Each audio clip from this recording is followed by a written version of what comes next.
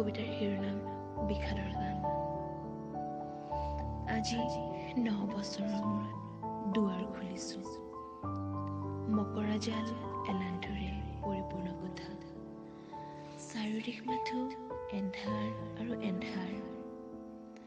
ৰাতিপুৱা গছবোৰৰ আঁৰেৰে পোহৰ অহাৰ দৰে ভেণ্টিলেশ্যনৰ ওপৰেৰে সামান্য পোহৰ নামিছে।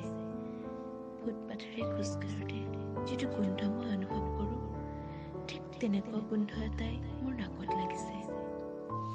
শৰতৰ কুঁৱলীকণা চেঁচা সন্ধিয়াত দুৱৰীৰ টোপ টোপ নিয়ৰৰ টোপালবোৰলৈ লক্ষ্য কৰি বাৰাণ্ডাৰ ৰঙা কুচন পৰা বেতৰ চকীখনত বহি লিখা প্ৰেমৰ কবিতাবোৰ আজি মোৰ বাবে অৰ্থহীন।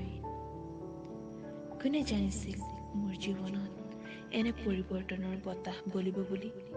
কোনে ভাবিছিল মোৰ মুখৰ হাঁহিটো হেৰাই যাব বুলি?